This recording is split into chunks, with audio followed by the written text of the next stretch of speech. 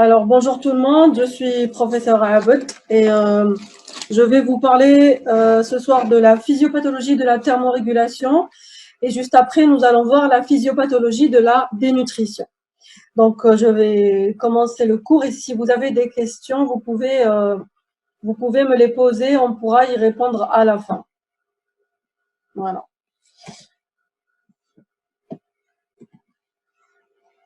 Alors, nous allons voir la physiopathologie de la thermorégulation. La thermorégulation, en fait, vient du mot grec thermos, qui veut dire chaleur, et régilas, qui veut dire maintenir un équilibre. Donc, c'est l'équilibre de la chaleur. Nous connaissons les homéothermes. Les homéothermes, ce sont les êtres dont la température centrale est étroitement régulée, quelles que soient les variations de la température environnante.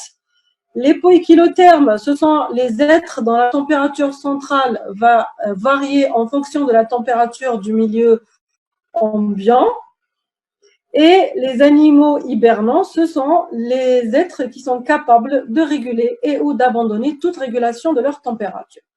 Et l'être humain est un homéotherme. Ça veut dire quoi? Ça veut dire que sa température centrale reste constante, quelle que soit la température du milieu environnant, c'est-à-dire quelle que soit que la température ambiante. Cette température peut varier de quelques dixièmes de degrés sur les 24 heures, mais elle reste toujours aux alentours de 37 degrés. Et donc, ceci est dû en fait à l'ajustement des pertes et de la production de la chaleur. Cet équilibre est assuré par un système régulateur que nous allons voir justement dans ce cours et qui fonctionne sur un mécanisme de feedback.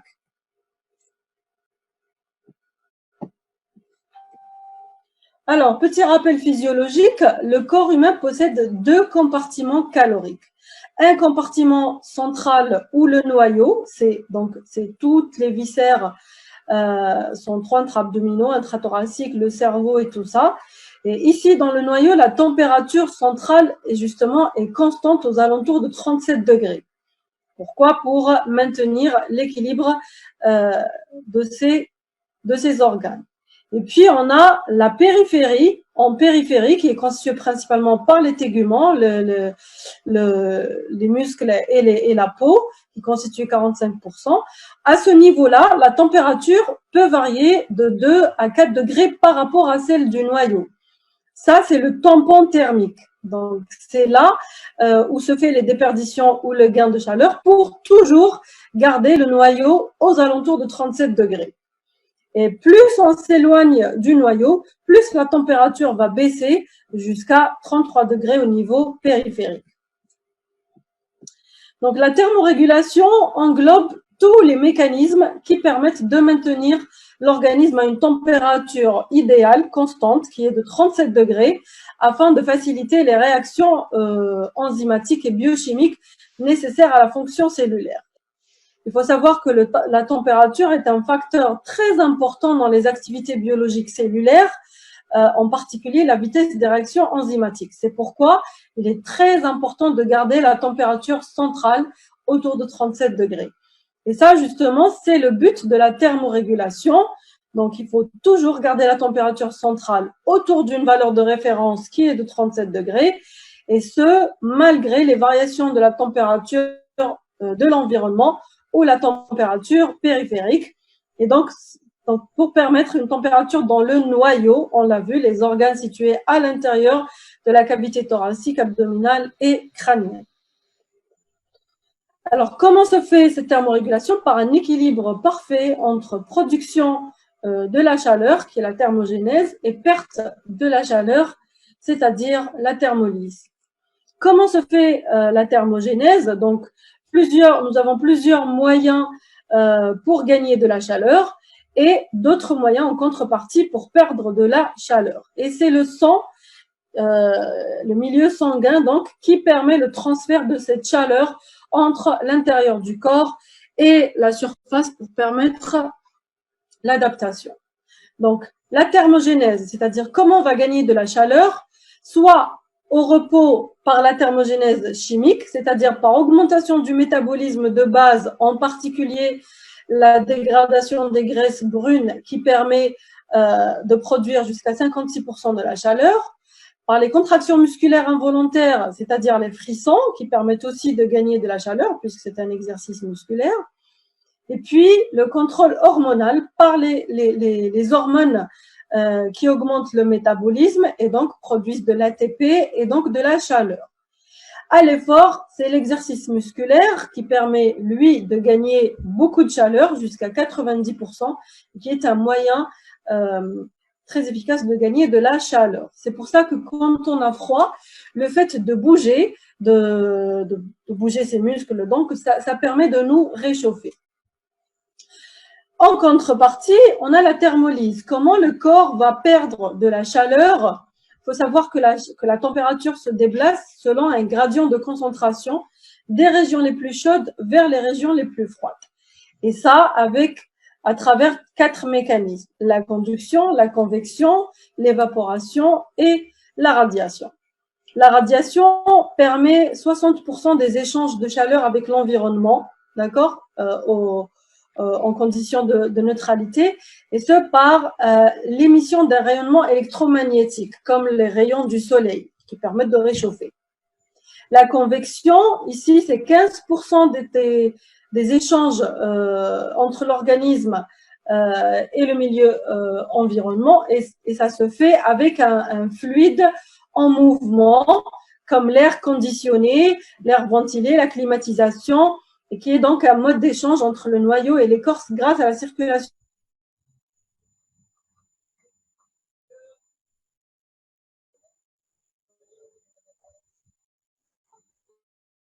sanguine. Donc un solide, soit comme par exemple le radiateur, ou là au contraire une surface froide qui permet donc de transmettre la chaleur. Et enfin, l'évaporation, lorsqu'on perd l'évaporation, elle permet de consommer l'énergie thermique pour permettre le passage de l'état liquide à une vapeur, soit par le biais de la sudation et de la respiration. Et elle permet une perte de 0,58 kcal par millilitre de sueur.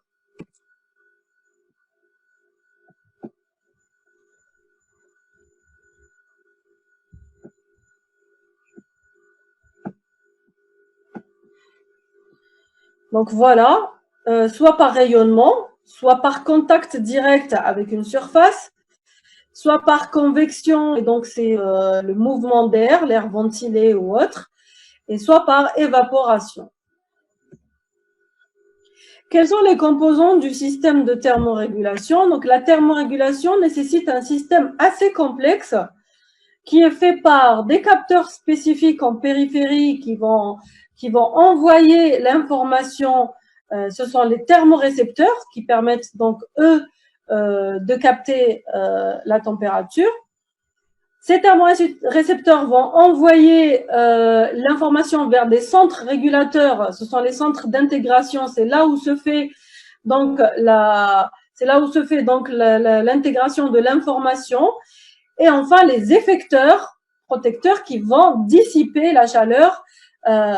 Donc, ils vont recevoir l'information, l'ordre à partir des centres de thermorégulation pour effectuer donc les moyens de protection, soit par thermogénèse, soit par thermolyse. Commençons par les thermorécepteurs. Les thermorécepteurs, nous avons les thermorécepteurs cutanés, qui sont des terminaisons nerveuses libres, qui sont sensibles soit au froid par les corpuscules de Croce, soit à la chaleur par les corpuscules de Ruffini. Et ces corpuscules permettent une réponse très rapide aux variations de la température. Et à côté, nous avons les thermorécepteurs internes, c'est-à-dire au niveau des organes et des viscères. Ce sont les thermorécepteurs au niveau du noyau. Donc, ces thermorécepteurs vont réagir au froid ou à la chaleur, ça dépend, et vont transmettre l'information vers le centre thermorégulateur, qui est l'hypothalamus. Alors, l'hypothalamus postérieur est responsable de la thermogénèse. L'hypothalamus, alors attendez.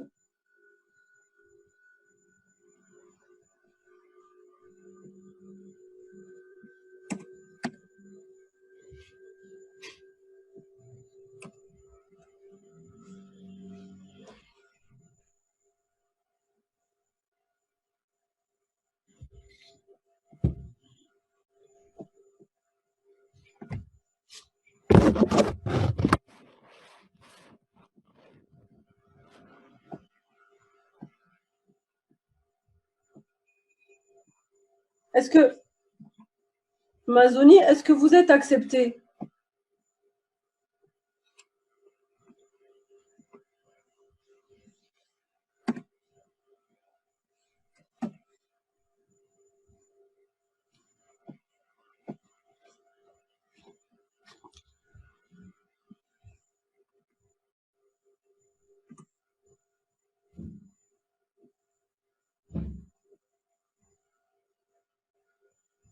Et donc, l'hypothalamus antérieur est responsable de la thermolyse. Il faut savoir qu'une variation de 1 degré du sang qui irrigue l'hypothalamus suffit de provoquer une réaction soit de thermogénèse, soit de thermolyse. Donc, suffit à enclencher le processus de thermorégulation.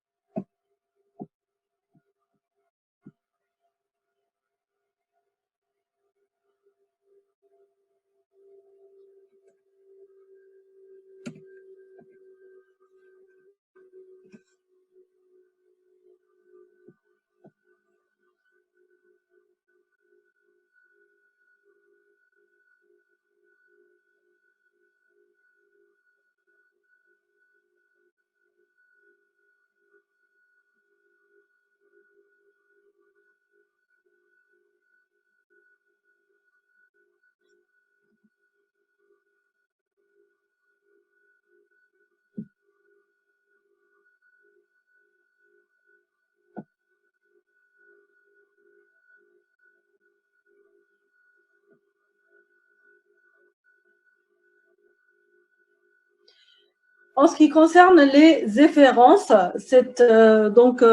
comment se fait les effecteurs de la thermorégulation, comment se font les effecteurs de la thermorégulation. Donc,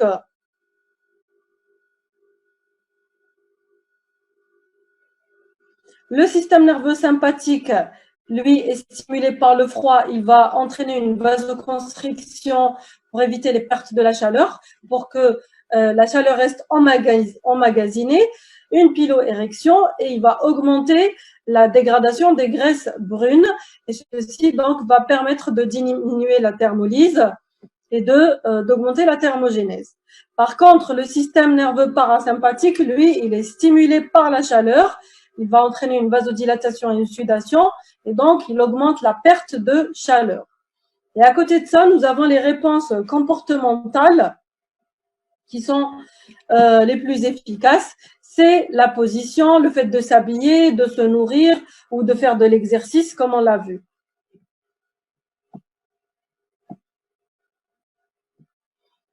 Enfin, nous avons le contrôle hormonal, comme on l'a vu tout à l'heure. Certaines hormones permettent de réagir dans la thermorégulation. La médulo-surrénale, par l'intermédiaire de l'adrénaline, va entraîner une vasoconstriction. Elle va favoriser l'oxydation du glucose et donc la transformation hépatique en glucose, glucogénolyse et la lipolyse dans les adipocytes, ce qui permet d'augmenter la formation d'ATP et donc de la chaleur. L'axe hypothalamo-hypophysaire, donc il permet par l'intermédiaire des hormones cortico-surrénaliennes, les glucocorticoïdes et les hormones somatotropes de gagner de la chaleur.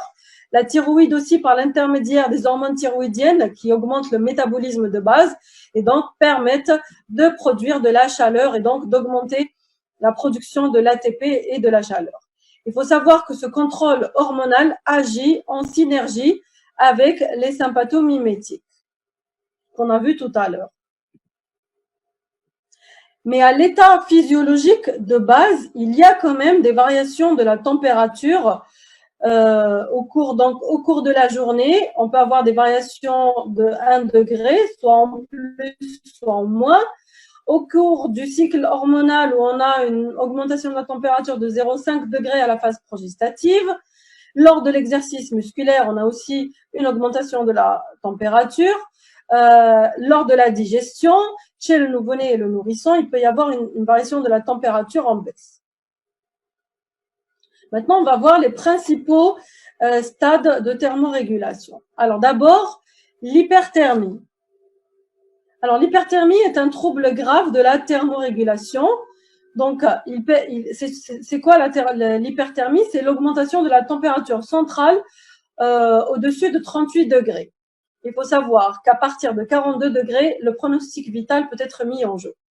On distingue les hyperthermies fébriles et les hyperthermies non fébriles, c'est-à-dire la fièvre, ce n'est pas une hyperthermie. Enfin, c'est une hyperthermie, mais non fébrile. Alors là, suivez bien. Qu'est-ce qu'une fièvre? Alors, la fièvre, c'est une réaction de défense de l'organisme contre différents agents. Ce sont les pyrogènes. Les pyrogènes qui peuvent être exogènes ou endogènes, nous allons le voir. Alors, à quoi est due la fièvre? La fièvre est due en fait à un réglage du thermostat hypothalamique à un niveau supérieur à la normale. C'est-à-dire, je m'explique, c'est l'augmentation du set point ou du thermostat. À l'état normal, on a dit que l'hypothalamus régulait la température sur un niveau de 37 degrés. D'accord? Lors de la fièvre, le thermostat de 37 degrés va changer. Donc, il va être, par exemple, à 38 degrés ou à 39 degrés. Donc, à ce moment-là, il va y avoir une adaptation permanente de la thermolyse, c'est-à-dire qu'il va y avoir une variation entre la périphérie et le thermostat. Donc, le corps va penser qu'il est en hypothermie. D'accord? Donc, la périphérie, on est à 34 degrés, on l'a vu, il y a une variation de 2 à 4 degrés, et le thermostat change à la hausse. Donc, il va y avoir une adaptation avec la thermolyse à la thermogénèse. D'accord? Et donc, la fièvre, c'est une hyperthermie contrôlée. Il s'agit d'un signal d'alarme. Alors, on a deux types de pyrogènes. Les pyrogènes exogènes, ce sont les agents infectieux, certaines hormones comme la progestérone qui permet d'augmenter le thermostat, certains médicaments aussi comme les vaccins. Et les pyrogènes endogènes, ce sont les médiateurs de l'inflammation qui peuvent donc entraîner une fièvre. Alors, qu'est-ce qui se passe au cours de la fièvre? On a dit qu'au niveau de l'hypothalamus, on va avoir une augmentation de la valeur de référence qui était normalement à 37 degrés, elle va augmenter, par exemple à 38 degrés. Et donc, au niveau du cerveau, au lieu d'être à 37 degrés, il est à 38 degrés. Donc, il va y avoir un décalage entre la température, la nouvelle température au niveau central et la température périphérique qui, elle, n'a pas changé. Et qu'est-ce qui se passe? Donc, on va avoir une stimulation. Le corps va penser qu'il est en hypothermie. Il va y avoir une stimulation du centre hypothalamique postérieur qui, on l'a vu, c'est le centre de la thermogénèse. Qu'est-ce qui se passe? On va avoir une baisse de la thermolyse par diminution de la circulation cutanée, donc par vasoconstriction qui va entraîner un renforcement de la peau. Et en contrepartie, une augmentation de la thermogénèse par les frissons, par l'exercice musculaire involontaire. Et ça va ainsi se prolonger jusqu'à ce que la valeur réelle soit ajustée à la nouvelle valeur de référence. Et là, on va avoir un plateau. D'accord? Alors, lorsque la production, soit spontanément, soit après administration d'un traitement, la valeur de référence au niveau de l'hypothalamus va revenir à la normale, c'est-à-dire elle va revenir à 37 degrés. Mais nous, entre-temps, on a augmenté la température, y compris en périphérie. Donc, il va y avoir encore un décalage par rapport à la valeur réelle qui est trop élevée. Et qu'est-ce qui va se passer? Là, le corps va penser qu'il est en hyperthermie. Donc, il va stimuler l'hypothalamus antérieur, mise en jeu du système parasympathique, vasodilatation, sudation et donc thermolyse. Et là, la fièvre va diminuer en quelques heures à quelques jours en perdant de la chaleur. Donc, on a vu 3 phases. Donc, une montée thermique, c'est là, la température centrale devient inférieure à la température consigne habituelle qui est de 37 degrés. D'accord? Donc là, on va avoir un froid, frisson et pâleur. Ensuite, le corps va réagir pour assurer un équilibre entre la thermogénèse et la thermolyse pour l'adapter à la nouvelle température qu'on signe. Et à ce moment-là, on a disparition des pyrogènes et c'est la défervescence thermique, donc c'est la diminution. Là, la température centrale devient supérieure à la température consigne qui a été élevée ici. Et donc, l'hypothalamus va réagir en essayant de perdre de la chaleur jusqu'à revenir à une température consigne normale qui est de 37 degrés. Alors, j'espère que vous avez compris le processus. Alors, quels sont les effets cliniques de la fièvre? La fièvre, comme on l'a dit, a une stimulation du système sympathique, donc on va avoir une tachycardie, une augmentation de la vitesse du métabolisme, une inhibition des croissances bactériennes, puisque la fièvre est en fait un moyen de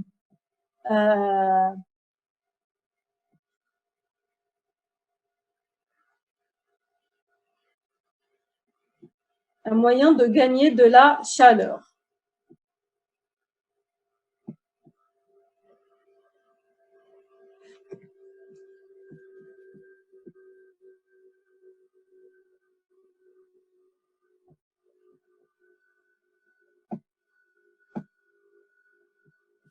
On passe ensuite à l'hyperthermie non fébrile. Alors ici, contrairement à la fièvre, dans l'hyperthermie non fébrile, la valeur de consigne reste inchangée. C'est la même, elle est à 37 degrés. Mais qu'est-ce qui se passe? Nous avons trois mécanismes. Soit l'hyperthermie, soit elle est due à une augmentation de la thermogénèse, par des facteurs exogènes, par exemple à l'exposition à une température trop élevée, par exemple si vous restez au soleil trop longtemps. Exposition à un rayon du soleil, justement, c'est le coup de chaleur, ce qu'on appelle un coup de chaleur, soit par les causes endogènes, soit par une activité physique intense, on l'a vu, soit volontaire par le sport, soit involontaire par le tétanos ou les convulsions, soit par les troubles endocriniens, comme on l'a vu, il y a des hormones qui augmentent la chaleur, comme les hormones thyroïdiennes, donc l'hyperthyroïdie, soit par l'intoxication à certains stupéfiants. Donc, soit augmentation de la thermogénèse, soit une diminution de la thermolyse par vasoconstriction cutanée ou diminution de la sudation, soit par dérèglement des centres thermorégulateurs. Alors ici, c'est quelle que soit la pathologie qui peut toucher le cerveau, peut toucher les centres thermorégulateurs et entraîner un dérèglement de la thermorégulation. Donc, les conséquences de l'hyperthermie, c'est au niveau cellulaire, on va avoir un ralentissement de l'activité des divisions cellulaires. Au niveau musculaire, une rhabdomyolyse. Au niveau cardiaque, une augmentation du débit cardiaque et en contrepartie, une diminution des résistances vasculaires. Au niveau rénal, une oligurie avec diminution du débit sanguin rénal et du débit de filtration glomérulaire. Un OAP, voire un SDRA au niveau respiratoire, voire même un syndrome de défaillance multiviscérale pour les hyperthermies sévères. Donc ça,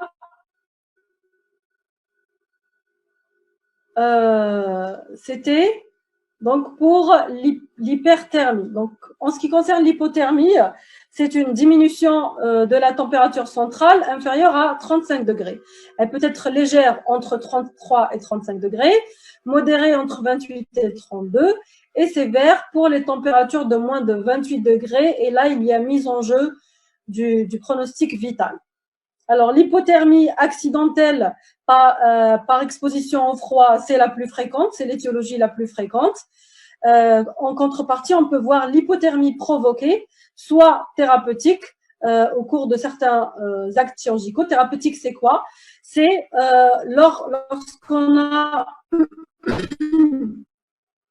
l'hypothermie entraîne une diminution du métabolisme de base et parfois on utilise l'hypothermie pour protéger le cerveau de la chicée. Donc on a deux mécanismes. On a l'hypothermie au départ à défense maximale. Dans ce cas, la thermorégulation est normale, mais elle est dépassée par l'intensité et la durée de l'exposition au froid, c'est-à-dire lors des avalanches ou là des accidents de la noyade, etc. Elle est toujours précédée par une phase de lutte, c'est-à-dire pour essayer quand même de maintenir la température normale. Et puis, nous avons les hypothermies à défense minimale.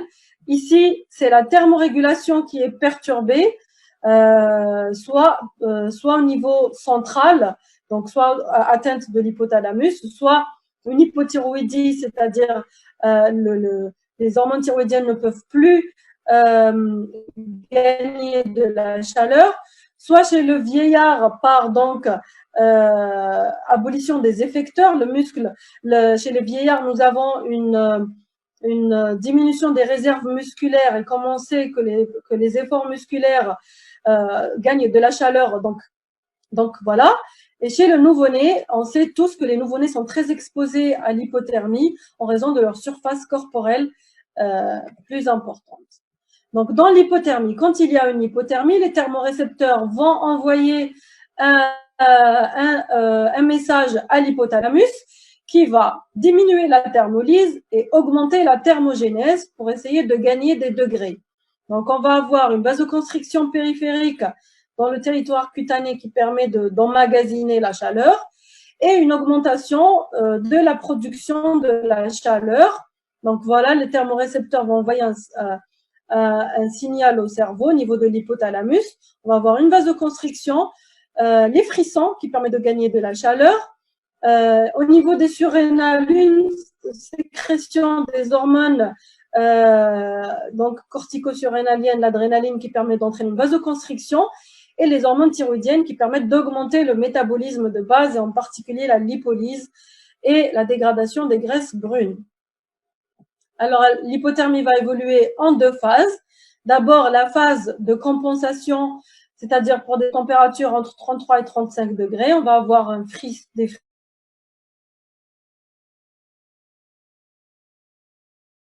frissons, une peau froide, du métabolisme, bradycardie, oligurie. Et enfin, la phase de décompensation, là, la température centrale devient inférieure à 33 degrés. Et donc, on va avoir une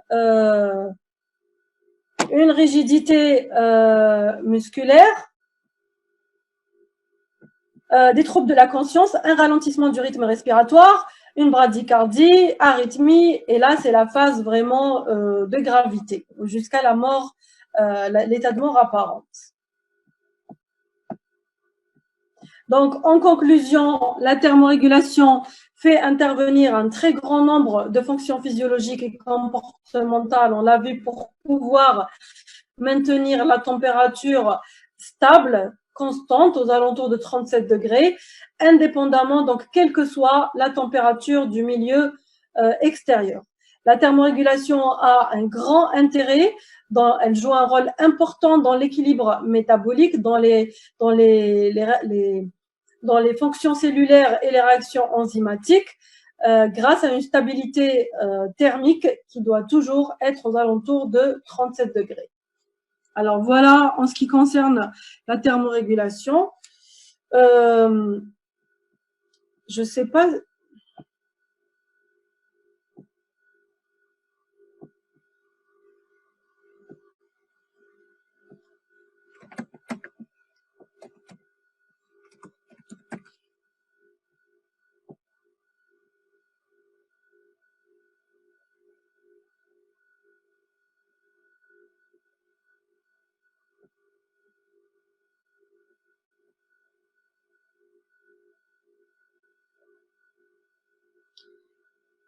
Alors, j'ai des questions ici sur le chat. On me dit quelle est la différence entre la fièvre et le fébricule. Donc, la fièvre, c'est une température supérieure à 38 degrés. Le fébricule, c'est une température aux alentours de 38 degrés. Le fébricule, c'est un début de fièvre. Mazouni, je ne peux pas vous accepter parce qu'il y a 100 participants. Il faut que quelqu'un sorte de la réunion pour que je puisse vous admettre. C'est le maximum. Il y a 100 personnes. C'est pour ça que j'ai pas réussi à vous admettre. J'ai pas compris pourquoi vous êtes sortis. Voilà. C'est bon?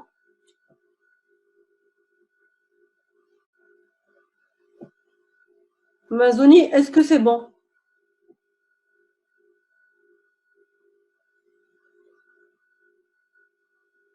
Ok. Alors, je sais pas si on, je pense qu'il faudrait créer une autre réunion pour. Est-ce que vous, alors, posez vos questions entre-temps. On a 3 minutes pour poser vos questions parce qu'il va falloir créer une autre réunion pour pouvoir passer à la dénutrition. Parce que là, on a que 40 minutes. Est-ce que vous avez des questions? Alors.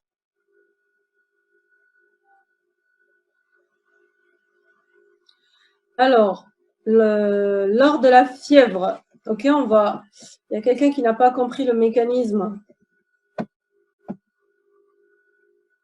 de la fièvre. Alors, je vous récapitule en gros au cours du froid. Donc, lorsqu'il y a un refroidissement, donc on va avoir des thermorécepteurs périphériques qui vont envoyer un signal au niveau de l'hypothalamus qui va agir en augmentant la thermogénèse, d'accord, par les frissons, vasoconstriction et l'adrénaline. Et lorsqu'on a un réchauffement, on va avoir kiff-kiff les thermorécepteurs et là, on va agir par une augmentation de la thermolyse, par sudation et vasodilatation. Alors, j'ai des questions. La régulation centrale de la fièvre. Ok, on va revoir la régulation de la fièvre. Je sais que c'est un peu compliqué. Alors, écoutez, au niveau de l'hypothalamus, on a dit que le thermostat, normal, l'hypothalamus va régler la température en périphérie et le noyau. Une consigne. La consigne, c'est de 37 degrés. D'accord? 37 degrés. Il régule la température pour des valeurs de 37 degrés. Lors de la fièvre, il y a un dérèglement. Le thermostat, il est déréglé par les agents pyrogènes. Au lieu de travailler à 37 degrés, il va travailler à 38 degrés. Donc, au niveau de l'hypothalamus, le thermostat, il lit 38 degrés. D'accord? Ou la plus, ou la 39 degrés. Donc, qu'est-ce qui se passe? Il va y avoir un décalage entre la température de l'hypothalamus qui est à 38 degrés et la température périphérique qui, elle, n'a pas changé. Donc, la périphérie, 39 degrés, il y a un décalage. D'accord? Qu'est-ce qui se passe? Il va penser qu'il est en hypothermie et il va activer la thermogénèse. Donc, il va activer la thermogénèse, la température périphérique va monter, monter, monter. La température centrale, hein, le noyau est à 37 degrés. Donc, le noyau va augmenter, augmenter, augmenter jusqu'à arriver à la température consigne qui est au niveau de l'hypothalamus, les laisse 39 degrés. Donc, le noyau, il devient à 39 degrés. D'accord? Ensuite, il y a un équilibre entre entre donc 39 au niveau de l'hypothalamus, 39 au niveau du noyau, c'est ce qu'on veut. Mais après ça, les agents pyrogènes vont disparaître. Donc, qu'est-ce qui va se passer? Donc, je vais revenir rapidement sur la fièvre avant de commencer la dénutrition, sur la physiopathologie de la fièvre. Comme je vous l'ai dit, donc au niveau, l'hypothalamus travaille à un seuil de 37 degrés. D'accord? Il veut garder le noyau à 37 degrés. Dans la fièvre, qu'est-ce qui se passe? Il y a les agents pyrogènes qui vont venir dérégler le thermostat au niveau de l'hypothalamus. C'est pololo. Non, la température consigne, elle est par exemple de 39 degrés, pas de 37. Donc, le noyau, il est à 37 degrés. Et la consigne, elle est à 39 degrés. Donc, qu'est-ce qui va se passer? Le noyau, il va penser qu'il est en hypothermie. Il va envoyer un signal à l'hypothalamus. Et donc, l'hypothalamus va réagir en augmentant la thermogénèse par les frissons, en essayant d'augmenter la température. Donc, il va y avoir comme ça une augmentation de la température du noyau ou de la température du corps, jusqu'à atteindre la température de 39 degrés, qui est la température consigne, la nouvelle température consigne au niveau de l'hypothalamus. Parce qu'à l'état normal, l'hypothalamus, il travaille à 37 degrés pour garder le noyau à 37 degrés, d'accord? Donc, ça va augmenter, augmenter, jusqu'à atteindre 39 degrés. Donc, au niveau du noyau, vous allez avoir 39 degrés comme dans l'hypothalamus. C'est ça le principe de la thermorégulation. Donc, après ça, vous allez avoir une disparition des pyrogènes. D'accord? À ce moment-là, la température au niveau consigne au niveau du cerveau va revenir à la normale, c'est-à-dire elle va revenir à 37 degrés. Et qu'est-ce qui se passe? Au niveau de l'hypothalamus, la consigne, elle est à 37 degrés, alors qu'en périphérie, on est à 39 degrés. Donc, il y a une hyperthermie, si vous voulez. Le corps, comment il va réagir? Il va augmenter la thermolyse pour essayer de perdre de la chaleur et donc de diminuer les 39 degrés pour revenir à 37 degrés comme l'hypothalamus. Voilà. Donc, au départ, on a la température consigne du cerveau qui va changer, qui va augmenter, et donc il va y avoir un décalage. Vous allez avoir une augmentation, une thermogénèse. Ensuite, on va avoir un équilibre. Ensuite, la température consigne au niveau de l'hypothalamus va revenir à la normale. Et donc, il va y avoir une partie de la chaleur pour que même le noyau revienne à 37 degrés. Est-ce que vous avez compris ça?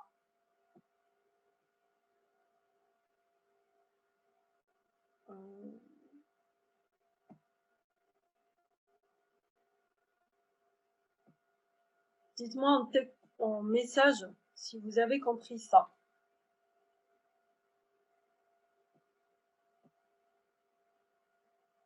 Non? Oui? D'accord. J'ai des non, j'ai des oui. Asma, elle dit que non. Je fais Asma. Alors, la consigne au niveau du cerveau, super. Est-ce que alors, la consigne au niveau du cerveau, très bien. Elle est de 37 degrés normalement. Donc, le cerveau, il travaille à 37 degrés, mais il le noyau à 37 degrés. La fièvre, il se passe une erreur, c'est-à-dire une erreur dans le système, dans l'hypothalamus. Au lieu d'être à 37 degrés, il va être déréglé à 39 degrés. Donc, il à la température à 39 degrés, au lieu de travailler à 37 degrés comme d'habitude. C'est une anomalie. Donc, il va essayer d'augmenter la température du corps, 39 degrés, parce que lui, il pense que c'est 39 degrés la normale. D'accord? Parce qu'il a été déréglé par les pyrogènes. Ok? Donc, il va augmenter, augmenter, augmenter, jusqu'à ce que le corps devienne à 39 degrés. Qui oublie le corps, le noyau, mais l'hypothalamus, kif kif, normalement, donc il y a un équilibre. Après ça, il y a disparition des pyrogènes. La température consigne au niveau de l'hypothalamus, est liée à sa valeur normale, qui était de 37 degrés. Donc, à 37 degrés, l'hypothalamus revient à sa valeur de consigne normale à 37 degrés. Et à 37 degrés, le corps est là-haut à 39 degrés. Donc, qu'est-ce qui va se passer? L'hypothalamus, non, on a 37 degrés. Donc, il va perdre de la chaleur, mais encore une fois à 37 degrés. Parce que l'anomalie elle est partie, elle a disparu et on revient à la normale. Est-ce que vous avez compris?